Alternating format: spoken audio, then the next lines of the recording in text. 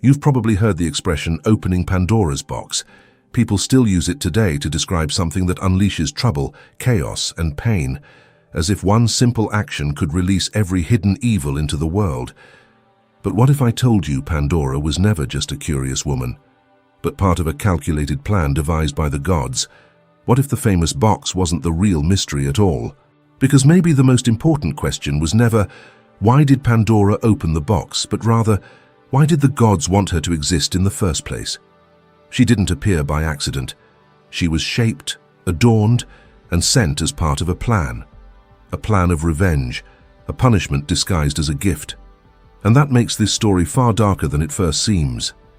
The famous box wasn't the only mystery. The greatest mystery was Pandora herself.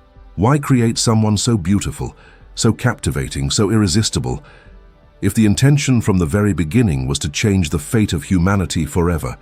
To understand that, we have to go back to the moment Zeus decided mankind had to pay. Today, you're going to discover how revenge, beauty, manipulation, and suffering became intertwined in one of the most symbolic and unsettling stories in Greek mythology. Before Pandora existed, Zeus's anger already did. Before the box was opened, before suffering spread across the world, tension had already been building between the gods and humanity. And at the center of that tension was one act that changed everything. The moment Prometheus defied Zeus and gave mankind something that was never meant to be theirs, divine fire.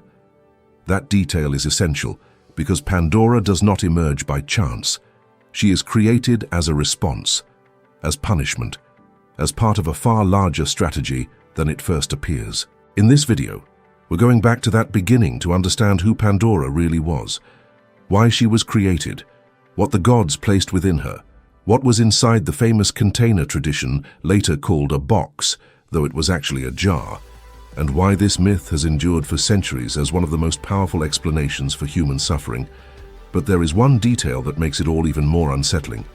Pandora does not enter this story as a free agent. She exists from the very start inside a plan devised by Zeus, a plan in which beauty, charm, and curiosity are not innocent traits, but pieces of a trap. And when you view the story from that angle, it stops being just a tale about a mistake and starts revealing something much bigger, the way the gods punished, manipulated, and shaped the destiny of humankind. But to understand why Pandora was sent into the world, we first have to return to the Titan, who set this entire chain of events in motion. And that Titan was Prometheus. Pandora's story does not begin with Pandora.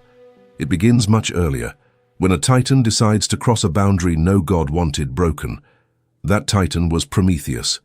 Among the many figures in Greek mythology, Prometheus has always stood out for one very clear reason. He did not look on human beings with contempt. While many gods saw mankind as fragile, inferior, and easily replaceable, Prometheus saw something else. He saw potential. He saw intelligence. He saw a species still unfinished, but capable of growing, creating, building, and even challenging its own fate. And that is exactly what put him on a collision course with Zeus. At that time, humanity lived under harsh limits, without great resources, without real protection, without control over the forces of nature. And in the ancient world, fire was not just warmth. It was survival. It was protection against darkness. It was the ability to cook food. It was craftsmanship. It was transformation. Whoever possessed fire possessed power. Zeus knew that. That is why keeping fire out of human hands was a way of keeping humanity dependent, small, controllable. But Prometheus chose to intervene. In one of the most striking images in all mythology, he steals divine fire and gives it to mankind.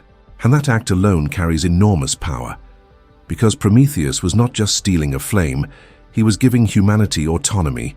He was giving people the ability to advance, to move beyond pure vulnerability, to create tools, warm their homes, master trades, and begin shaping the world with their own hands.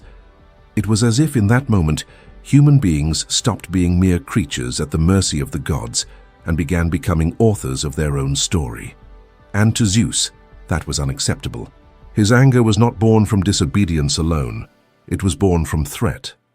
Because when Prometheus gave fire to humanity, he disturbed something far deeper than a forbidden gift. He broke a hierarchy. He weakened the divide between gods and mortals. He proved that Zeus's order could be challenged, and Zeus was not the kind of god who let that kind of insult go unanswered. This is important to understand.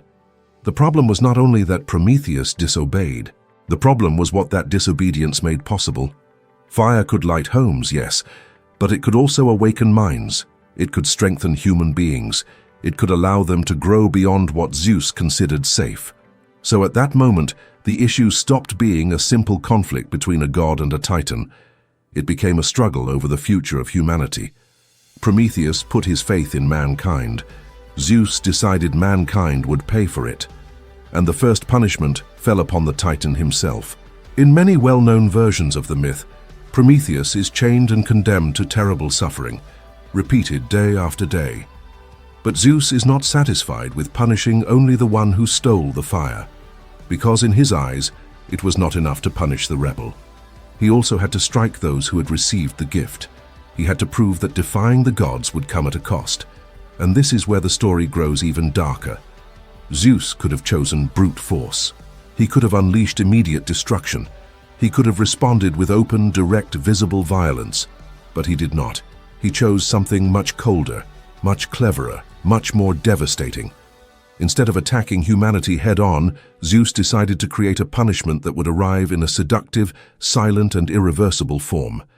And that punishment would have a name: Pandora. If Zeus wanted to punish humanity, he would never choose a simple punishment.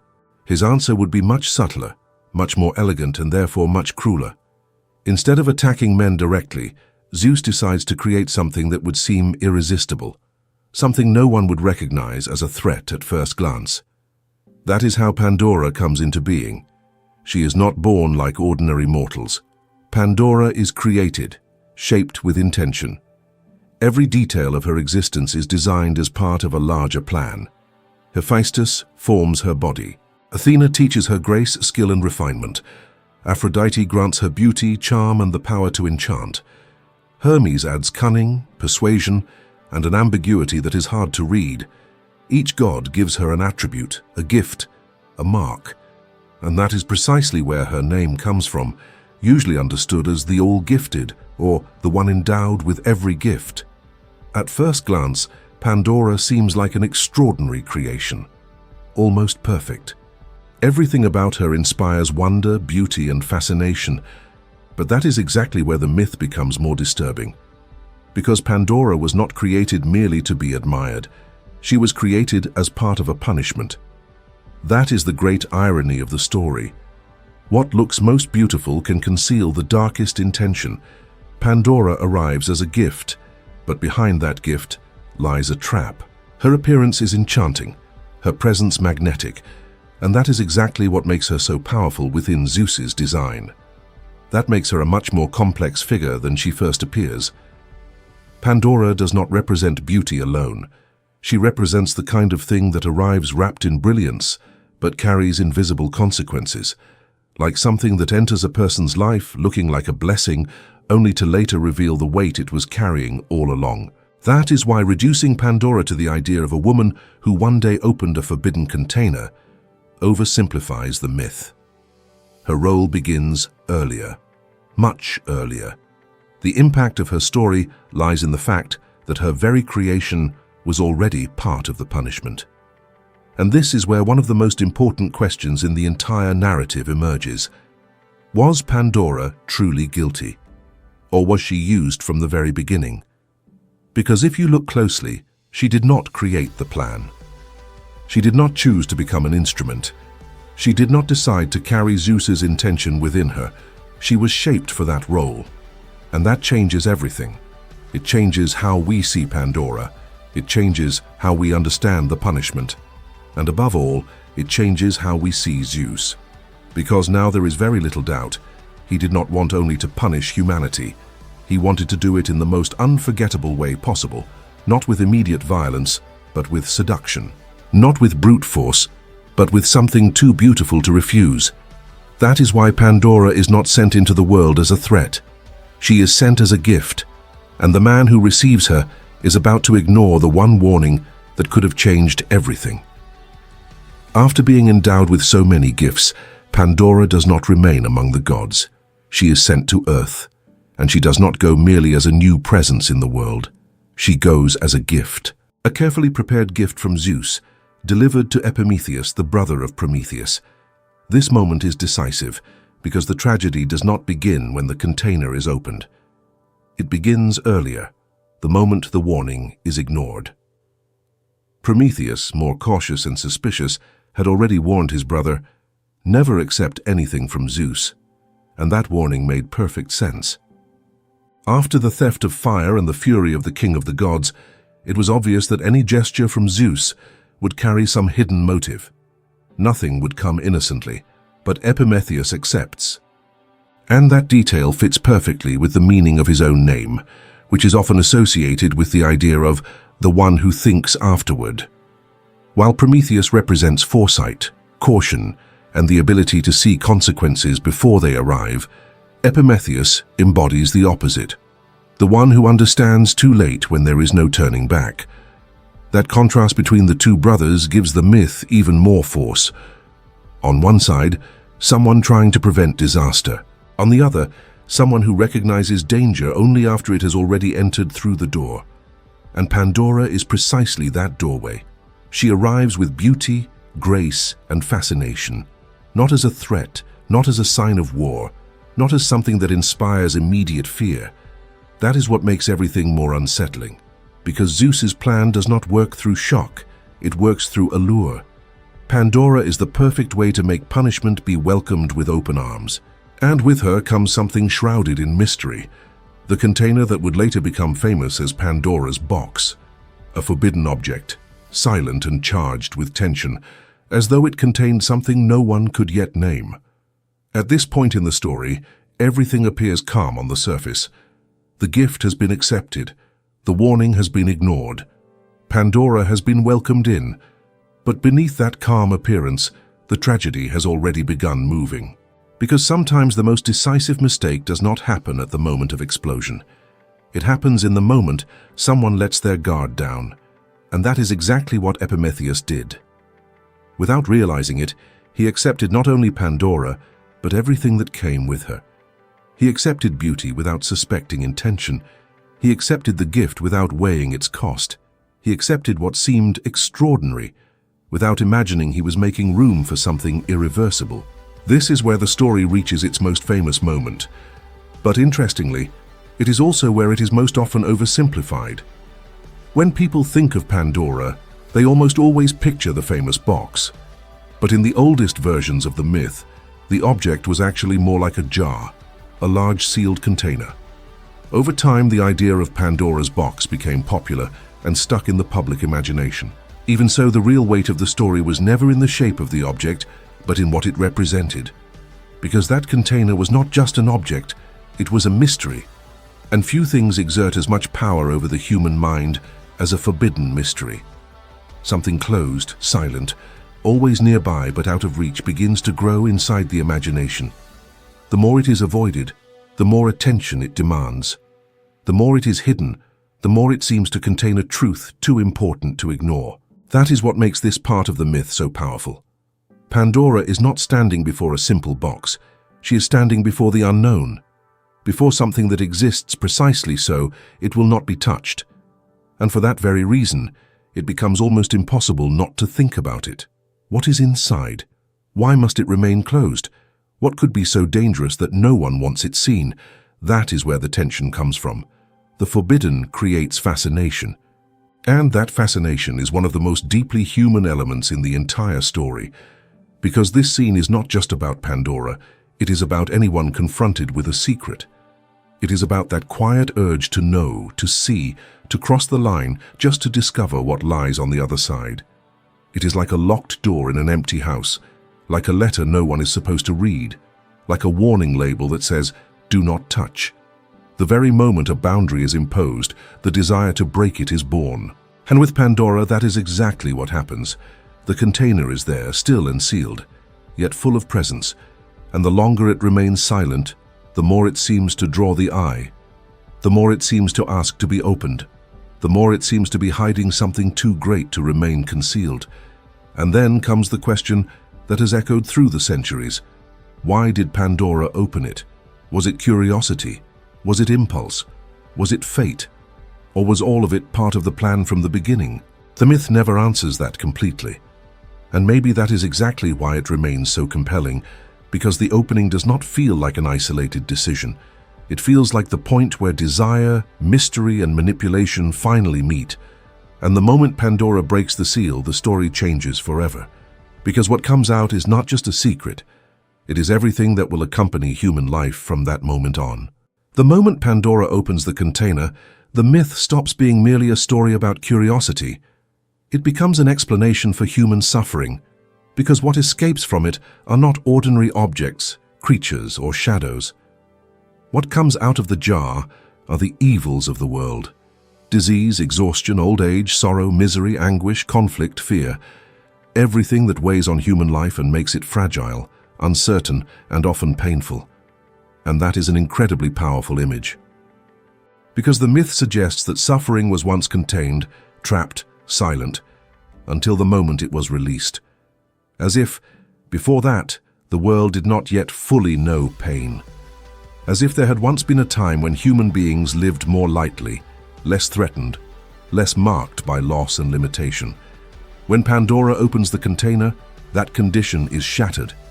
It is as if, from that moment on, humanity begins living in an entirely different kind of world. A world in which the body gets sick, time wears everything down, the mind grows restless, and life is no longer simple. Suddenly, existing no longer means only living. It also means enduring, resisting, facing hardship. That is why this scene carries so much symbolic force. It is not merely about a character who made a decision, it is trying to answer a question that has followed humanity forever. Why does suffering exist? Why does life, along with everything beautiful in it, also bring pain? Why does fear exist? Why does the body fail? Why do conflict and loss appear? Why does no one go through life without carrying some burden? The Greeks used myths precisely to wrestle with questions like these. And in this case, the story of Pandora functions almost like an ancient key to an eternal problem.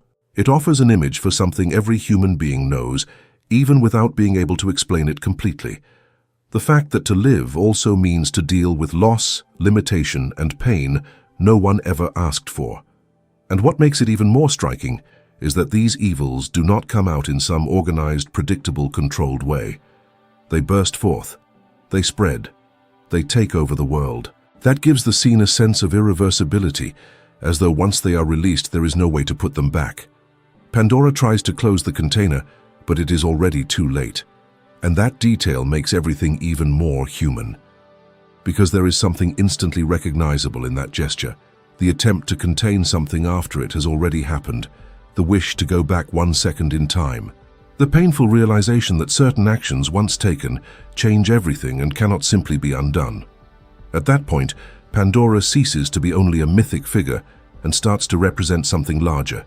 The moment innocence breaks and the world reveals its harsher side. But the myth still holds one detail that makes the story even deeper than it first appears.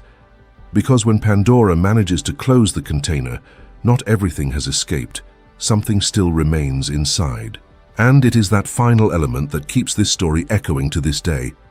After the evil spread into the world, Pandora manages to close the container. But it is already too late. Pain, disease, fear, exhaustion, and suffering have already spread. Only one thing remains inside: hope. And that is the detail that makes the myth so powerful. At first glance, it seems like something good, as if even after all the disaster, humanity had not been entirely abandoned. As if hope had remained to help people continue, endure suffering, and keep living in spite of everything. That is the most comforting interpretation. Hope would be what remains when everything else collapses.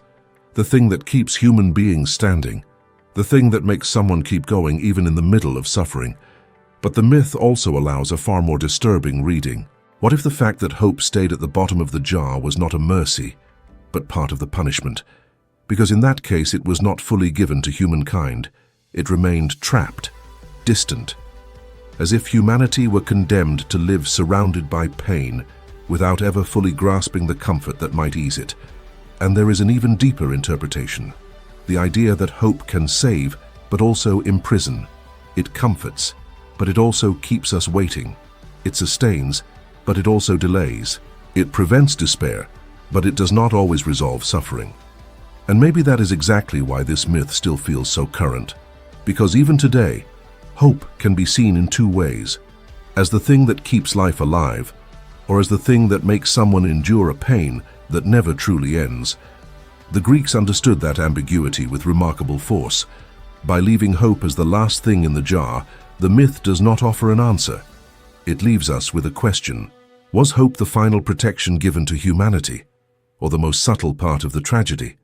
And once that question appears, the story stops speaking only about human suffering and begins pointing to another, even more uncomfortable issue. After all of this, was Pandora really guilty, or merely a piece in a much larger design? For centuries, Pandora was seen as the guilty one, the woman who opened the forbidden container and brought suffering into the world. But when the myth is examined more carefully, that reading begins to change. Pandora did not create the plan. She did not invent the punishment. She did not choose to be shaped by the gods, nor to be sent as part of a trap. All of that had already been decided before she even existed, and that is precisely why many people today see Pandora differently. Instead of a villain, she becomes a victim of a larger game, a piece within a strategy created by Zeus to punish humanity. The focus then shifts away from the act of opening the container and toward the one who constructed the entire situation so that it would happen. That reinterpretation makes the myth deeper and more relevant, because it stops being just an ancient story about disobedience and begins speaking to issues that still exist today. People being used by larger systems, blame being placed on those in vulnerable positions, and narratives that oversimplify complex events in order to point to a single culprit. The question is no longer only, why did Pandora open it, but who set everything up from the beginning? And maybe that is why this story still resonates so strongly. Because in the end, Pandora may have been less the cause of disaster, and more the visible face of a punishment planned by the gods. At its core, Pandora's story was never just about a forbidden jar. It is about the gods, yes, but it is also about us. It is about revenge, control, curiosity, and suffering. It shows that in Greek mythology, the gods were not only powerful, they could also be proud, cruel, and deeply driven by the need to punish. But the myth also turns its gaze toward humanity, because Pandora represents that moment when someone crosses a line and can never fully go back. She represents the urge to know, to discover, to touch what was hidden, even without understanding the price. And above all, she represents the human condition itself, living between pain and hope. Maybe that is why this story still feels so powerful today, because it is not just about some ancient event. It is about decisions that change everything, truths that can never be sealed away again, and the burden of discovering what was meant to stay hidden. Because one way or another, every human being has opened some kind of Pandora's box in life without knowing exactly what would come out. Now I want to hear your opinion. Was Pandora truly guilty, or was she simply used by the gods? Write your thoughts in the comments, because I'd really love to see how you interpret this story. And if you enjoyed this video and want more mythology stories told in an engaging and easy-to-follow way, be sure to like the video and subscribe to the channel.